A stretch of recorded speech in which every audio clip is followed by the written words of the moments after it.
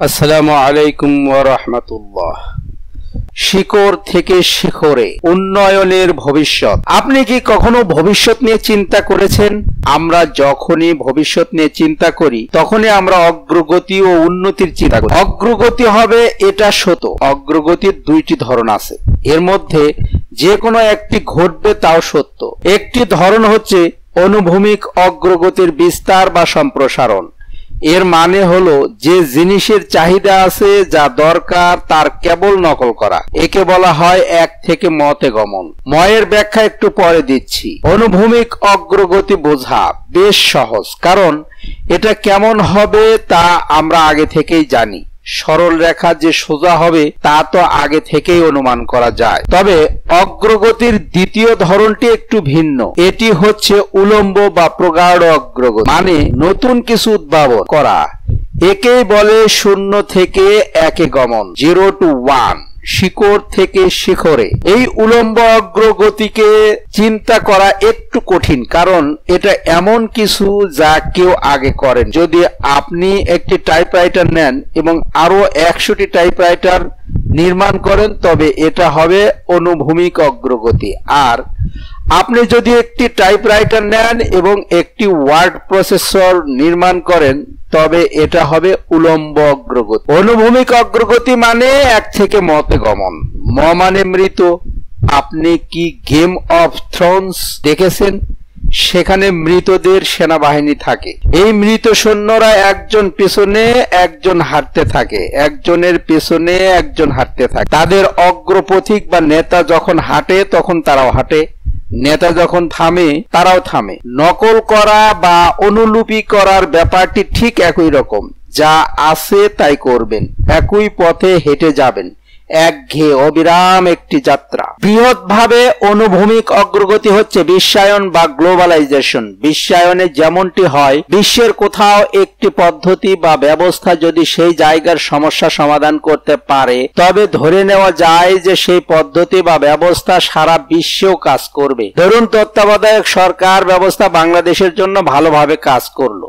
এখন বলা হলো সারা বিশ্বের জন্য তত্ত্বাবধায়ক সরকার প্রবর্তন করা হোক। এটাই হচ্ছে বিশ্বায়ন। বিশ্বায়নের আরেকটি উদাহরণ হচ্ছে চীন। তাদের আগামী 20 বছরের পরিকল্পনা হচ্ছে আজকের আমেরিকার মতো হবে। চীনারা এই পরিকল্পনা নিয়ে খুব দ্রুত ও সরাসরি এগিয়ে চলছে। সবকিছু নকল করে যাচ্ছে, যা কিছু উন্নয়নশীল বিশ্বের দরকার তাও নকল করে দিচ্ছে। 19 শতকের রেল ব্যবস্থা, 20 শতকের শীতাতপ নিয়ন্ত্রিত ব্যবস্থায়, এমনকি পুরো এক শহরেরও নকল করে ফেলেছে। এতে করে তারা হয়তো কয়েক ধাপ বাদ দিয়ে উপরে উঠছে, ল্যান্ডলাইন বাদ দিয়ে ওয়্যারলেসে চলে গেছে। আপাতত দৃষ্টিতে এটা দেখতে যেমনই হোক না কেন, তারা কিন্তু সবকিছু নকলি করে যাচ্ছে। এবার বলি উলম্ব বা প্রগাঢ় অগ্রগতির কথা। শূন্য থেকে একে যাবে যে অগ্রগতি, তা হচ্ছে প্রযুক্তি। এই একটি শব্দ যা বিশ্বকে বদলে দিয়েছে। তথ্য ও যোগাযোগ ক্ষেত্রে প্রযুক্তির যে অসামান্য অবদান গড়ে উঠেছে, তার কারণ সিলিকন ভ্যালি। সিলিকন ভ্যালির মূলবোধ হচ্ছে প্রযুক্তি। এখন প্রযুক্তি বলতে যে কম্পিউটারের মধ্যে আটকে থাকতে হবে তা নয়। প্রযুক্তি মানে কোনো জিনিস বা কোনো কাজ করার জন্য নতুন ও উত্তম পন্থা সৃষ্টি করা। এখন বিশ্বায়ন ও প্রযুক্তি যেহেতু অগ্রগতির ভিন্ন ভিন্ন দিক, সেহেতু উভয়টা ঘটা সম্ভব। আবার যে কোনো একটি ঘটতে পারে, অথবা কোনোটি ঘটবে না, এমনও হতে পারে। উদাহরণস্বরূপ 1815 সাল থেকে 1914 সাল পর্যন্ত 100 বছরের প্রযুক্তি ও বিশ্বায়নের দ্রুত অগ্রগতি ঘটেছে। আবার প্রথম বিশ্বযুদ্ধ থেকে 1971 পর্যন্ত প্রযুক্তির দ্রুত অগ্রগতি ঘটেছে, তবে বিশ্বায়নের গতি ততটা দ্রুত হতে পারেনি। এরপর 1971 সালের পর থেকে দ্রুত বিশ্বায়ন ঘটেছে, আর সাথে ছিল অল্প কিছু প্রযুক্তি, যার বেশিরভাগই আমরা দেখেছি তথ্য প্রযুক্তির মধ্যে সীমাবদ্ধ। আজকের বিশ্বায়নের যুগে আগামী দশক কেমন হবে তা অনুমান করা খুব সহজ হয়ে পড়েছে। সামনে কেবল একই রকম জিনিস দেখা যাচ্ছে, এমনকি অনেকেই বলে যে প্রযুক্তির ইতিহাসও শেষ পর্যায়ে চলে এসেছে। এখন কি করার? বর্তমানে বিশ্ব দুই ভাগে বিভক্ত। এক উন্নত দেশ যারা সবকিছু উদ্ভাবন করে ফেলেছে, আর এক উন্নয়নশীল দেশ যারা উন্নত দেশ থেকে প্রযুক্তি নকল করার ধান্দায় আছে বা উপেক্ষায় আছে। এই পথে কবে কিভাবে উন্নতি করবে? কিন্তু আমার মনে হয় উন্নতি করার জন্য এটাই যে একমাত্র পথ তা সত্য নয়। উন্নতি করার জন্য এই পথ যথেষ্ট নয়। অনেকেই মনে করে বিশ্বায়ন দিয়ে পৃথিবী সংজ্ঞায়িত করা হবে, বেঁধে ফেলা হবে। পৃথিবীর ভবিষ্যৎ হচ্ছে বিশ্বায়ন। হতে পারে, আবার নাও হতে পারে। এই ধরনের বৈপরীত্যমূলক প্রশ্নের জন্য আমার উত্তর হচ্ছে পৃথিবী কি ভবিষ্যৎ বিশ্বায়ন? পৃথিবীর কি ভবিষ্যৎ বিশ্বায়ন? আসলে তা নয়। সত্য হচ্ছে ঠিক বিপরীত। বিশ্বায়নের চেয়ে প্রযুক্তি বেশি গুরুত্বপূর্ণ এবং দরকারি। প্রযুক্তিগত পরিবর্তন ছাড়া যদি চীনারা তাদের জ্বালানি উৎপাদন দ্বিগুণ করে, তবে এর সাথে সাথে তারা বায়ু দূষণও দ্বিগুণ করবে। যদি ভারতের 100 জনের একজন ব্যক্তি, আমেরিকার একজন ব্যক্তি ঠিক আজকের প্রযুক্তি দিয়ে যেভাবে বাস করে সেভাবে বসবাস শুরু করে, তবে তা পরিবেশের জন্য সর্বনাশা ব্যাপার হয়ে দাঁড়াবে। শীত প্রধান দেশে ঘরকে উষ্ণ রাখার জন্য আগুন জ্বালিয়ে রাখা হয় এবং চিমনি ব্যবহার করা হয় ধোয়া যাওয়ার জন্য। এখন এজন্য কি গ্রীষ্ম প্রধান দেশেও ঘরের ভিতর আগুন জ্বালাতে হবে? প্রযুক্তি দরকার, কিন্তু তা নিজ নিজ স্থান, কাল ও পরিবেশ বিবেচনায় উদ্ভাবন করতে হবে, নকল নয়। পুরাতন পথে সম্পদ অর্জন করতে যাওয়া মানে হট্টগোল সৃষ্টি করা, লুণ্ঠন ও বিধ্বংসী একটি ব্যাপার। এটা কখনো একজন ব্যক্তিকে ধনী করে তোলে না, করে জোরদার। এখন এমন একটি সময় চলছে যখন বিশ্বে সম্পদ অপর্যাপ্ত। সেখানে নতুন প্রযুক্তি ব্যতীত বিশ্বায়ন ধোপে টিকবে না। আসুন এবার আমরা একটু বিশ্ব ইতিহাসের দিকে তাকাই। আপনি দেখবেন যে ইতিহাসের কখনো নতুন প্রযুক্তি আপনা আপনি উদয় হয়নি। আমাদের আদি পুরুষদের অবস্থা ছিল স্থিতিশীল। সভ্যতার শুরুতে তারা কেবল অন্যদের কাছ থেকে ছিনিয়ে নেওয়াকে সাফল্য মনে বলে চিন্তা করত। তারা সম্পদ আহরণের নতুন নতুন উৎস খুব কমই আবিষ্কার করেছে। এতে করে প্রতিকূল পরিবেশের মানুষ বেশি দিন বাঁচতে পারেনি। তারপর 10,000 বছর কেটে গেল। বন জঙ্গলের খাবার সংগ্রহের পর এলো পরিকল্পিত কৃষি ব্যবস্থাপনা, ষোড়শ শতকের জ্যোতির্বিদ্যা। তারপর হঠাৎ আধুনিক বিশ্বে এসে তারা নানাবিধ নতুন নতুন প্রযুক্তি উদ্ভাবন করে সভ্যতার মোড় ঘুরিয়ে দিল। 1760 থেকে 1990 পর্যন্ত বাষ্প ইঞ্জিন থেকে শুরু করে মাইক্রোপ্রসেসরের উদ্ভাবন ঘটল। ফলাফল, আমরা পূর্বের যে কোনো সমাজ থেকে বেশি সম্পদশালী হয়ে উঠলাম। এবার আসি পূর্ববর্তী 2 প্রজন্মের কথায়। আমাদের বাবা ও দাদার প্রজন্ম 1960 সালের পূর্বের কথা। তারা আশা করেছিল যে প্রযুক্তিগত অগ্রগতি ভবিষ্যতেও বজায় থাকবে। তারা সপ্তাহে 4 দিন কাজ করার আশা করত, জ্বালানি শক্তি খুব সস্তা হবে এবং চাঁদে ছুটি কাটানোর আশা করত। কিন্তু সে আশায় ঘুরে বালি। স্মার্টফোন আমাদেরকে বিভ্রান্ত করে রেখেছে। এমনকি আমাদের চারপাশে জিনিসগুলো যে পুরনো হয়ে গেছে সেটা পর্যন্ত আমরা ভুলে গেছি। কেবল কম্পিউটার ও তথ্য যোগাযোগের কিছু উন্নতি হয়েছে। তার মানে এই নয় যে আমাদের অভিভাবকরা একটি উত্তম ভবিষ্যৎ অনুমান করতে পারেনি। ভুলটা হয়েছে তারা আশা করেছে সবকিছু আপনা আপনি হবে। নিজ থেকে বা স্বয়ংক্রিয়ভাবে কিছু হয় না, নিজে করে দেখাতে হয়। আজকে আমাদের সবচেয়ে বড় চ্যালেঞ্জ হচ্ছে নতুন নতুন প্রযুক্তি সৃষ্টি করা, যা 21 শতককে 20 শতকের চেয়েও আরো শান্তিপ্রিয় ও সমৃদ্ধ করবে। নতুন নতুন প্রযুক্তি সৃষ্টি করা মানে কেবল কম্পিউটারের নতুন সফটওয়্যার বা অ্যান্ড্রয়েডের নতুন অ্যাপ সৃষ্টি করা নয়। যে কোনো ক্ষেত্রে, কৃষি ক্ষেত্রে, পোশাক শিল্পে, বিক্রয় ব্যবস্থাপনার ক্ষেত্রে, আর্থিক ক্ষেত্রে বা আপনার নিজ গ্রামে এমন কোন নতুন উদ্যোগ বা জনগণের জন্য উপকারী সেবা সম্পন্ন করে এমন প্রভৃতি উদ্যোগকে সৃষ্টির ব্যাপারে বলা হয়েছে। নতুন উদ্যোগের চিন্তা, নতুন প্রযুক্তি আসবে নতুন নতুন উদ্যোগ থেকে।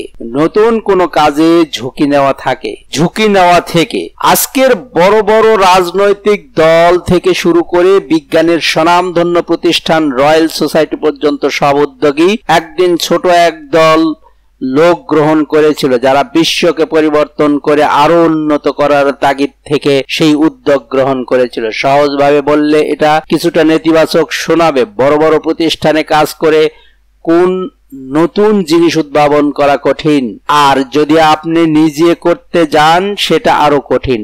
আমলাতান্ত্রিক কাঠামো সর্বদাই ধীরে চলে, আর যেখানে একটু ঝুঁকি দেখেছে সেখানেই দাঁড়িয়ে গেছে। আবার একজন ব্যক্তি মেধাবী হলে একটি কাজ চমৎকার ভাবে করতে পারে, কিন্তু সম্পূর্ণ একটি প্রতিষ্ঠান দাঁড় করানো তার পক্ষে কঠিন। ঠিক এই জায়গায় একজন উদ্যোক্তার আগমন। একজন উদ্যোক্তা যে নীতির উপর কাজ করে তা হচ্ছে, কাজ করতে গেলে আপনাকে অন্যদের সহযোগিতা নিতে হবে, কিন্তু আপনাকে দলটিকে ছোট করে রাখতে হবে যাতে আপনি নিজে কাজ করার সুযোগ পান ও কাজ করেন। একটি উদ্যোগ হচ্ছে আপনি যে একটি ভিন্ন ভবিষ্যৎ নির্মাণ করতে যাচ্ছেন সেই পরিকল্পনার উপর অনেক লোকজনের বিশ্বাস তৈরি করা। একটি নতুন কোম্পানির সবচেয়ে বড় শক্তি হচ্ছে নতুন ধরনের চিন্তা। দ্রুত গতিতে এগিয়ে যাওয়ার চেয়েও এটা গুরুত্বপূর্ণ। ছোট ছোট কাজই কিন্তু আপনাকে চিন্তা করার সুযোগ দেয়। এই বই হচ্ছে আপনি যখন একটি নতুন জিনিস নিয়ে ব্যবসা শুরু করবেন তখন ব্যবসাটিতে সফল হতে কি কি প্রশ্ন উত্তর জানতে হবে তা নিয়ে। এখানে কেবল পরিসংখ্যান থেকে তথ্য উঠিয়ে দেওয়া হয়নি বা গল্প বলা হয়নি, বরং আপনাকে চিন্তা করতে উদ্বুদ্ধ করা হয়েছে। কারণ একটি উদ্যোগ নিতে গেলে এটাই করতে হয়। প্রশ্ন করলে নতুন নতুন বুদ্ধি পাওয়া যায় এবং ব্যবসাটিকে আরো আরম্ভস্থল থেকে পুনরায় চিন্তা করা যায়। 2. আনন্দ করুন যেন 1999 সাল। আমাদের বৈপরীত্যমূলক প্রশ্ন এমন কোন কোন সত্য বিষয় আছে যাতে খুব কম লোকজনই আপনার সাথে একমত হয়। এটার উত্তর সরাসরি দেওয়া হয়তো একটু কঠিন, তাই আরেকটু সহজ প্রশ্ন দিয়ে আরম্ভ করি। কিসে সবাই একমত হয়? ফ্রেডরিক নিৎসে বলেছেন, একলা ব্যক্তির মধ্যে পাগলামি বিরল, কিন্তু দলবদ্ধভাবে গোষ্ঠীগত, জাতি ও একই বয়সীদের মাঝে এটাই নিয়ম। তিনি অবশ্য নিজে পাগল হওয়ার আগে এ কথা বলে গেছেন। যদি আপনি এমন কোনো ভ্রমাত্মক বা ত্রুটিপূর্ণ জনপ্রিয় বিশ্বাস খুঁজে পান তবে আপনি এর পেছনে সত্যটিও খুঁজে পাবেন। তাই বৈপরীত্যমূলক সত্য। এবার একটি সহজ তথ্য নিয়ে আলাপ করি। যে কোনো কোম্পানির অর্থ আয় করে বলে বেঁচে থাকে, অর্থ হারালে নয়। এটাই তো যে কোনো ব্যক্তির কাছে যৌক্তিক বলে মনে হবে, তাই না? কিন্তু এর বিপরীত আছে। 1990 সালের দিকে ঠিক এই কথাটাই তার যৌক্তিকতা হারায়। তখন এমন একটি সময় গেছে যখন লোকজন উজ্জ্বল ভবিষ্যতের জন্য কোনো ক্ষতিকেই ক্ষতি মনে করত না। এই সামাজিক তত্ত্বের নাম নতুন অর্থনীতি বা ইন্টারনেটের যুগ। যখন লাভ ক্ষতির হিসাবের চেয়ে অনেক বড় হয়ে দেখা দিল পেজ ভিউ, মানে কোম্পানির অনলাইন ওয়েবসাইটের কতজন দেখছে, এই সামাজিক ধারা গতানুগতিক বা প্রচলিত তত্ত্বে পুরো ব্যবসায়িক জগৎ মোহিত ছিল। প্রচলিত এইসব তত্ত্ব বা সামাজিক বিশ্বাসগুলো উদয় হয় যখন আমরা অতীতের দিকে ভুল দৃষ্টিকোণ তাকাই। আর যখন এই বিশ্বাস ভেঙে পড়ে তখন আমরা অর্থনীতির ভাষায় বলি পুরাতন বিশ্বাসটি ছিল একটি বুদবুদ, কিন্তু এর ফলে যে ক্ষতি হয় তার রেশ সহজে কাটে না। 90 দশকের ইন্টারনেটের প্রতি যে অতিমাত্রার ঝোঁক এবং এই বুদবুদের ফলে যে ব্যবসায়িক বিপর্যয় তা 1929 সালের পর সবচেয়ে বড় শেয়ার বাজার বিপর্যয়। আর এই পতনের ফলে আমাদের চিন্তার মধ্যে এমন হতাশা ও বিকৃতি ঢুকেছে যে আমরা আর নতুন প্রযুক্তির চিন্তাই করতে পারছি না। যাই হোক, পরিষ্কারভাবে চিন্তা করার প্রথম ধাপ হচ্ছে নিজেকে জিজ্ঞেস করা যে আমরা অতীত সম্পর্কে কতটুকু জানি। 90 দশকের ইতিহাস। 1990 সাল একটি চমৎকার সময় ছিল। আমরা তখন চিন্তা করতাম ইন্টারনেটের যুগ একটি সমৃদ্ধশালী ভবিষ্যৎ নিয়ে শেষ হবে, কিন্তু সেই বছরগুলো ততটা আনন্দদায়ক ছিল না যতটা আমরা আশা করেছিলাম। .com এর অতিমাত্রার ঝোঁক শেষ হয় 90 দশকের শেষের দিকে। আমরা ভুলেই গিয়েছিলাম যে জোয়ারের পরে ভাটা আসে। 90 দশকের শুরুটা হয় ভালো একটি ঘটনা দিয়ে। বার্লিন প্রাচীর ভাঙা হচ্ছে, জার্মানির পশ্চিম বার্লিন ও পূর্ব বার্লিন একত্র হচ্ছে। কিন্তু 1990 সালের মাঝামাঝি সময় আমেরিকায় মন্দা দেখা দেয়। যদিও তথ্য উপাত্তের ভিত্তিতে 1991 সালের মার্চ মাসে মন্দা শেষ হবার ঘোষণা আসে, তবু মন্দা পুরোপুরি কাটেনি। কর্মসংস্থানের অভাব দেখা দেয়, যা জুলাই 1992 পর্যন্ত বাড়তে থাকে। কারখানার উৎপাদন কমতে থাকে, সময় মতো কাজ হয় না, সেবার মান হ্রাস পেতে থাকে। 1992 সাল থেকে 1994 সাল কাটে প্রচন্ড এক অস্থিরতার মধ্যে। সোমালিয়ার রাজধানী মোগাদিশুতে আমেরিকার সৈন্যরা মারা পড়ে। সংবাদপত্রে কেবল তাদের মৃত্যু সংবাদ। বিশ্বায়ন ও আমেরিকার অন্যান্য প্রতিদ্বন্দ্বীদের কারণে আমেরিকার জনগণ ভীত হয়ে পড়ে এবং কাজ চলে যায় মেক্সিকোতে। এই হতাশার ছাপ পড়ে রাজনীতিতে। স্বতন্ত্র প্রার্থী হিসেবে রোজ পেরট প্রায় 20% ভোট পায়, যা যুক্তরাষ্ট্রে গত 80 বছরেও ঘটেনি। এটা আর যাই হোক, আশা ও আত্মবিশ্বাসের লক্ষণ নয়। সিলিকন ভ্যালির গতিও মন্তর হয়ে পড়ে। সেমিকন্ডাক্টর যুদ্ধে দেখা যায় জাপান এগিয়ে যাচ্ছে। 1992 পর্যন্ত তো ইন্টারনেট চালানোই বন্ধ ছিল, কারণ একদিকে সরকারি নিষেধাজ্ঞা ছিল এবং অন্যদিকে গ্রাহকদের জন্য সহজে ব্যবহারযোগ্য কোনো ইন্টারনেট ব্রাউজার ছিল না। আমি যখন স্ট্যানফোর্ডে ঢুকি তখন 1985 সাল। তখন কম্পিউটার বিজ্ঞানের চেয়ে অর্থনীতি ছিল অনেক জনপ্রিয় পাঠ্য বিষয়। কম্পিউটার প্রযুক্তির ক্ষেত্রটিকে তখন অনেকটা কিংবদন্তিমাকার রূপে দেখা হতো। এমনকি অবিশ্বাসের সুরে এটাকে পাগলামে বলতেও অনেকে দ্বিধাবোধ করেনি। তবে ইন্টারনেটেই সব কিছুকে বদলে দেয়। 1993 সালের নভেম্বর মাসে বের হয় মোজাইক ব্রাউজার। এটা ব্যবহার করা ছিল পূর্বের তুলনায় অনেক সহজ। এরপর 1994 সালে মোজাইকের নাম পরিবর্তন হয়ে আসে নেটস্ক্যাপ। নেটস্ক্যাপের উন্নত সংস্করণের কারণে এটা খুব দ্রুত জনপ্রিয় হয়ে ওঠে। 1995 সালের জানুয়ারি মাসের মধ্যে নেটস্ক্যাপ ব্রাউজার মার্কেটের 20% থেকে 80% বাজার জায়গা দখল করে নেয়। 1995 সালের আগস্ট মাসে নেটস্ক্যাপ পুঁজিবাজারের প্রাথমিক গণপ্রস্তাব বা আইপিওর মাধ্যমে প্রবেশ করে। যদিও তখন এটি মুনাফাজনক ছিল না। মাত্র 5 মাসে নেটস্ক্যাপের শেয়ার দাম 28 থেকে লাফিয়ে ওঠে 174 গিয়ে পৌঁছায়। কম্পিউটার প্রযুক্তি অন্যান্য কোম্পানিও এগিয়ে যাচ্ছে। ইয়াহু পুঁজিবাজারে প্রবেশ করে 1996 সালে। কোম্পানির বাজার দর ছিল 848 কোটি টাকা। আমাজনও একই পথ অনুসরণ করে। 1997 সালে 438 কোটি টাকা বাজার দর নিয়ে পুঁজিবাজারে প্রবেশ করে। 1998 সালে গিয়ে প্রতিটি কোম্পানির দাম বেড়ে যায় 4 গুণ। ইন্টারনেট বিহীন কোম্পানিগুলোর চেয়ে এগুলোর আয় ও রাজস্ব বহুগুণে বৃদ্ধি পায়। সংশয়ীরা প্রশ্ন তোলে পুঁজিবাজার পাগল হয়ে গেছে। যদিও পুঁজিবাজার দেখে তাই মনে হচ্ছিল, কিন্তু এর গভীরে আরো কিছু ছিল। 1996 সালের ডিসেম্বর মাসে কেন্দ্রীয় ব্যাংকের চেয়ারম্যান অ্যালান গ্রিনস্পান এই ব্যাপারে সতর্ক করেন যে অযৌক্তিক উদ্দীপনা ও উচ্ছ্বাস হয়তো সম্পদের মূল্য অযথা বৃদ্ধি করবে। কম্পিউটার প্রযুক্তিতে বিনিয়োগকারীরা একটু বেশি উদ্দীপ্ত ছিল, তবে এটাকে ঠিক অযৌক্তিক আচরণ বলা চলে না। সামনে যখন সহজে মুনাফা করার মতো জায়গা পড়ে আছে, তখন সারা বিশ্বে কি হচ্ছে তা কে দেখতে যায়। পূর্ব এশিয়ার অর্থনৈতিক বিপর্যয় দেখা দেয় 1997 সালের জুলাই মাসে। গোষ্ঠী পুঁজিবাদ ও বিপুল পরিমাণ বৈদেশিক ঋণের কারণে থাইল্যান্ড, ইন্দোনেশিয়া ও দক্ষিণ কোরিয়ায় এই অর্থনৈতিক বিপর্যয় ঘটে। বিপর্যয়ের হাওয়া লাগে রাশিয়ার বাজারে। 1998 সালের আগস্ট মাসে রাশিয়ার অর্থনৈতিক বাজারে বিপর্যয় দেখা দেয়। তখন রাশিয়ার পরিস্থিতি এমন যে দেশে টাকা নেই, অথচ পারমাণবিক বোমা আছে 10,000। এসব দেখে আমেরিকান বিনিয়োগকারীরা ঘাবড়ে যায়। ডো জোন্স নামক শিল্প কারখানা ভিত্তিক পুঁজিবাজার মাত্র দিন কয়েকের ব্যবধানে 10% পড়ে যায়।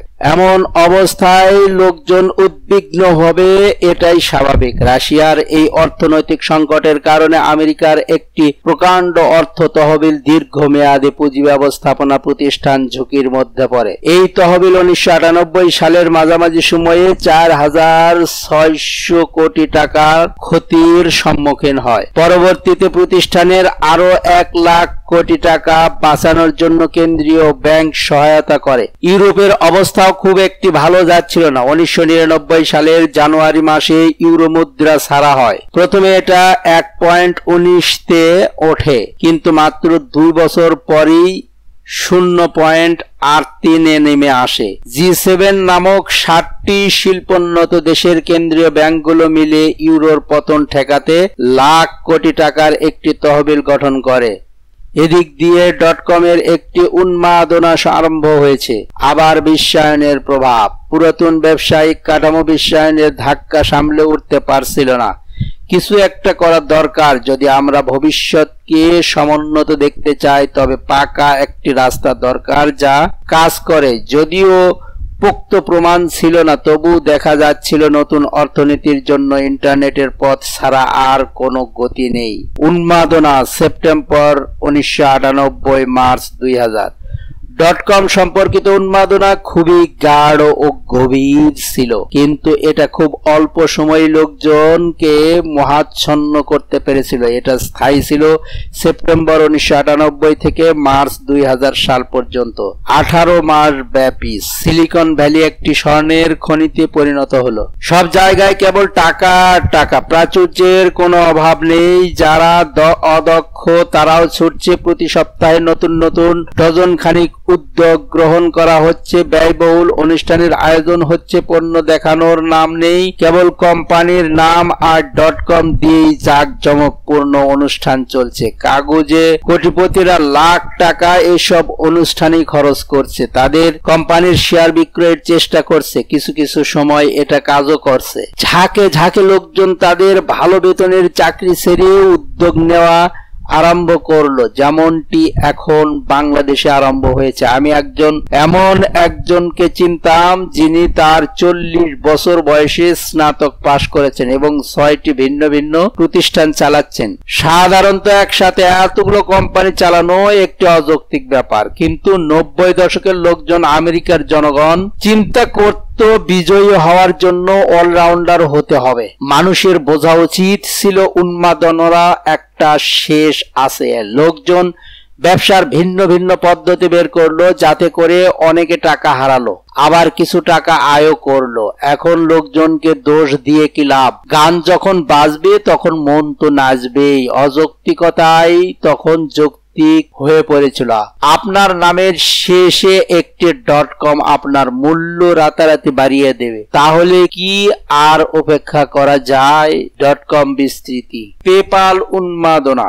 1999 সালে যখন আমি পেপাল কোম্পানি চালাই তখন আমি খুব আতঙ্কিত। আমি আমাদের কোম্পানিতে অবিশ্বাস করি এমন নয়, বরং আতঙ্কিত ছিলাম। লোকজন তখন যে কোনো কিছুতে বিশ্বাস করতে রাজি। সব জায়গায় লোকজন নতুন নতুন কোম্পানি খুলছে আর হুট করে এক জায়গা থেকে আরেক জায়গায় লাভ দিচ্ছে। ব্যাপারটি ছিল ভয়ানক। একবার আমার এক বন্ধু জানালো সে কিভাবে ঘুম থেকে উঠেই তার কোম্পানিকে শেয়ার বাজারে ছাড়বে বলে তার পরিকল্পনা করেছিল, অথচ তখনও সে কোনো ধরনের কোম্পানি চালু করেনি।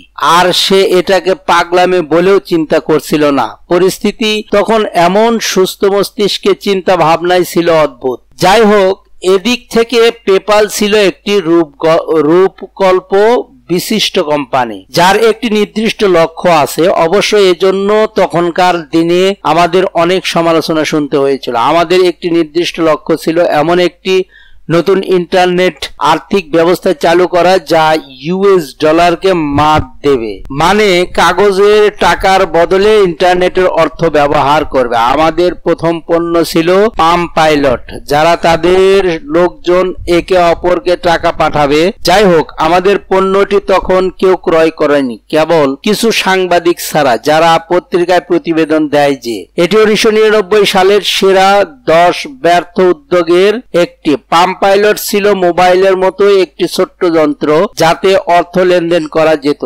আজকে বাংলাদেশে বিকাশ যে কাজটি করছে অনেকটা সেরকম, কিন্তু তখনকার দিনে 1999 সালে পাম পাইলট খুবই অদ্ভুত কিছু, কিন্তু ইমেইলের সুবিধা আবার লোকজন সানন্দে গ্রহণ করছে। তাই আমরা সিদ্ধান্ত নিলাম যে ইমেইলের মাধ্যমে আর্থিক লেনদেনের একটি ব্যবস্থা সৃষ্টি করতে হবে। 1999 সালের শেষের দিকে আমাদের ইমেইল সেবা বেশ ভালোই চলছিল। যে কেউ যে কোনো কম্পিউটার দিয়ে আমাদের ওয়েবসাইট প্রবেশ করে অর্থ লেনদেন করতে পারে, কিন্তু আমাদের যথেষ্ট গ্রাহক ছিল না। অগ্রগতি খুব ধীরে হচ্ছিল, খরচ বেড়ে যাচ্ছিল। আমাদের যদি মুনাফা করতে হয় তবে আমাদেরকে কমপক্ষে 10 লক্ষ গ্রাহক জোগাড় করতে হবে, কিন্তু বিজ্ঞাপন দিয়েও কাজ হচ্ছিল না, আর বিজ্ঞাপনের খরচও অনেক বেশি পড়ে যাচ্ছিল। বড় বড় ব্যাংকের সাথেও কাজ করা যাচ্ছিল না। তাই আমরা সিদ্ধান্ত নিলাম পেপালের গ্রাহক হওয়ার জন্য, নিবন্ধিত হওয়ার জন্য লোকজন টাকা দিবে। পেপাল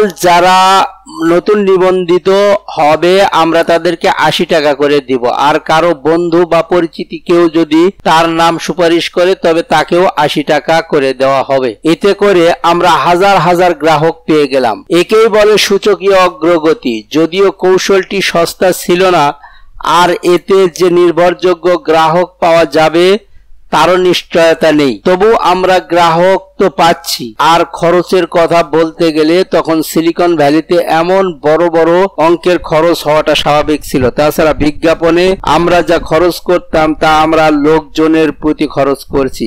আমরা চিন্তা করলাম লোকজন থেকেই তো আমরা আয় করব, তাহলে তাদের পিছনে ব্যয় করাটাই যৌক্তিক হবে। পেপালকে যদি একটি লাভজনক কোম্পানিতে পরিণত হতে হয় তবে আমাদের আরো বিনিয়োগ দরকার, এটা আমরা জানতাম।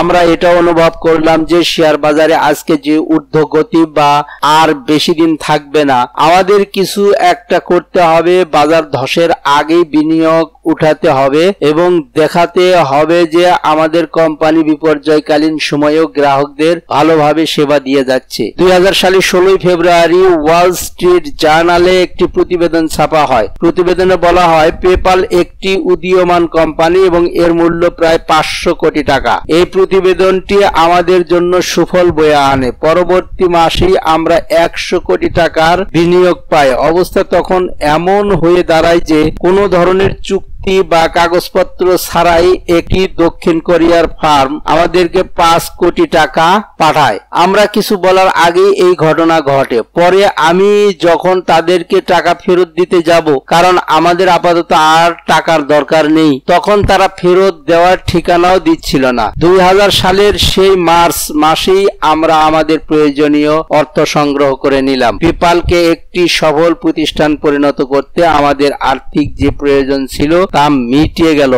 আমরা সবে মাত্র চুক্তি ও কাগজপত্র শেষ করেছি, আর তখনই শেয়ার বাজারের ঊর্ধ্বগতির সেই বুদবুদিটি ফেটে পড়ল। যে শিক্ষা শিখলাম, নিউ ইয়র্ক স্টক এক্সচেঞ্জ 2000 সালের মার্চ মাসে পৌঁছলো 5048 সূচকে এবং এপ্রিল মাসের মাঝামাঝি সময় এসে পড়ল 3321 সূচকে। অবশেষে 2002 সালের অক্টোবরে এসে ঠেকলো 1114 সূচকে। 90 দশকের বাজারে যে প্রযুক্তিগত উচ্চাশা তৈরি হয়েছিল তার বুদবুদ শেষ হলো সেই দিন। প্রচন্ড লোভে উন্মাত্ত সেই বাজার মুখ থুবড়ে পড়ল। .com-এর পতন। এবার সবাই ধারণা করে নিল যে ভবিষ্যৎ আসলে অনির্দিষ্ট এবং বাৎসরিক পরিকল্পনার বদলে প্রতি 3 মাসে কি আসবে তা চিন্তা করতে লাগলো। ভবিষ্যতের আশাস্বরূপ প্রযুক্তির পরিবর্তে সবাই বিশ্বায়নের চিন্তা করতে লাগলো। 90 দশকে সবাই আবাসন থেকে কম্পিউটার, ব্রিক টু ক্লিক এ চলে গিয়েছিল, কিন্তু যেমনটি আশা করেছিল তেমনটি ঘটেনি। তাই বিনিয়োগকারীরা আবার আবাসন ব্যবসাতে ফিরে গেল, যা বিশ্বায়নের একটি অংশ। এবার নতুন বুদবুদ সৃষ্টি হলো আবাসন শিল্পে। আর সিলিকন ভ্যালিতে যেসব উদ্যোক্তারা রয়ে গেল তারা .com-এর বিপর্যয় থেকে 4টি জিনিস শিখলো, যা আজও আমাদের ব্যবসায়িক চিন্তাকে নির্দেশিত করে। ক্রমবর্ধমান উন্নতি ঘটাতে হবে। অতিমাত্রার স্বপ্ন আসলে বুদবুদ তৈরি করে, যা কোনো মতেই প্রশ্রয় দেওয়া যাবে না। কেউ যদি বলে আমি অনেক বড় কিছু করে ফেলবো তবে তা সন্দেহের চোখে দেখতে হবে। আর কেউ যদি বলে আমি গোটা দুনিয়াকেই বদলে দেব তবে তাকে আর বিনয়ী হতে হবে। সামনে যাওয়ার একমাত্র নিরাপদ পথ হচ্ছে ছোট ছোট পা ফেলা, নিয়মিত পথ চলা।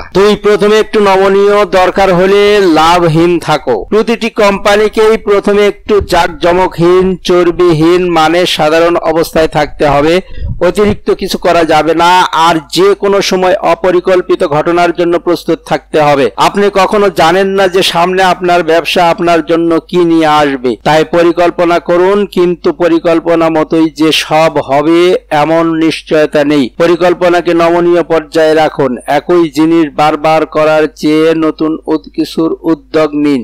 আপনি জানেন না এমন কিছু নিয়ে পরীক্ষা নিরীক্ষা চালান। 3. বাজারের প্রতিযোগিতাকে উন্নত করুন। ধরেই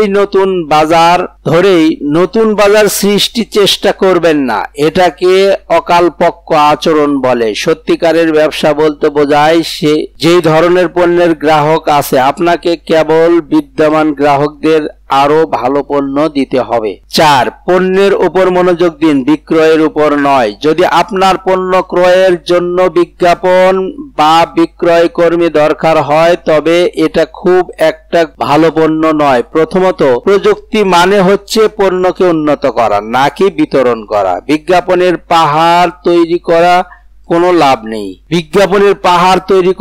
লাভ নেই, এটা কেবল অপচয়। এই জন্য কেবল টেকসই উন্নয়ন, ধীরে ধীরে প্রতিনিয়ত উন্নতি করে যাওয়াটাই হচ্ছে আসল অগ্রগতি।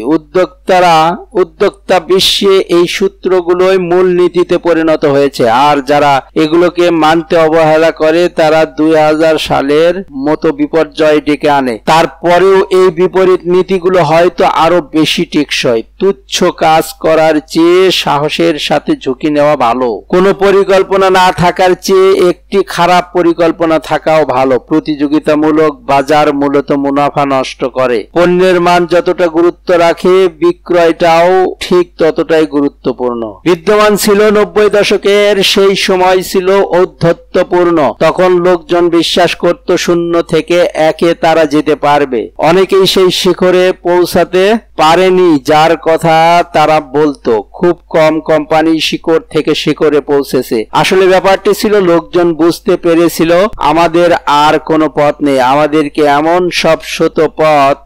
সব পথ সৃষ্টি করতে হবে যা পূর্বের তুলনায় করা। কারণ আমাদের সম্পদ কম সম্পদ দিয়ে বেশি কাজ করতে হবে, এটা লোকজন ঠিকই বুঝেছিল। যদিও 2000 সালের মার্চ মাসের শেয়ার বাজারের যে সর্বোচ্চ সূচক সেটা আসলে উন্মাত্ততা ছাড়া আর কিছুই নয়, তবে এর চেয়েও গুরুত্বপূর্ণ বিষয় হলো লোকজনের স্পষ্ট দূরদৃষ্টি ছিল। লোকজন দূর ভবিষ্যতের দিকে দৃষ্টি মেলে ধরে। তারা দেখতে পায় যে ভবিষ্যতে তাদের নতুন প্রযুক্তি দরকার এবং আজকের এই পদক্ষেপই তাদেরকে সেখানে নিরাপদে পৌঁছে দেবে। এখনো আমাদের কিছু টাটকা সম্পূর্ণ নতুন কিছু প্রযুক্তি দরকার, হয়তো 1999 সালের মতো কিছু অধ্যত্ত ও উদ্দীপনা দরকার তা পাওয়ার জন্য। আমরা যদি আমাদের পরবর্তী প্রজন্মের কোম্পানিগুলোকে সৃষ্টি করতে চাই তবে ব্যবসায়িক বিপর্যয় বা শেয়ার বাজার ধসের পরে যে তথ্যগুলো আমরা শিখেছি সেগুলোকে পরিত্যাগ করতে হবে। তার মানে এই নয় যে তথ্যগুলোর বিপরীত তথ্যই ঠিক। আসলে মূল জিনিসটি খুঁজে দেখতে হবে। ভয় পেয়ে কেবল এক তথ্যে আটকে থাকা যাবে না। আবার আপনি যে বিপরীত পথে হাঁটলেই জনতার ভিড় থেকে বেঁচে যাবেন তাও নয়। এর পরিবর্তে আপনি নিজেকে জিজ্ঞেস করুন, গণমানুষের একটি ভুল প্রতিক্রিয়ার ফলে ব্যবসায়িক জনগণের গতি কিভাবে পরিবর্তন হলো। একই প্রশ্ন একটু ভিন্নভাবে যদি বলি, কিভাবে গণমানুষের অতীতের কোনো একটি ভুল প্রতিক্রিয়ার ফলে আজকের ব্যবসায়িক জগতের গতি পরিবর্তন হচ্ছে। সবচেয়ে বৈপরীত্যমূলক জিনিস হচ্ছে ভিড়ের বিরোধিতা করা নয়, বরং নিজের জন্য চিন্তা করা। Thank you. নেক্সট 3, যে কোনো সফল প্রতিষ্ঠানই আলাদা।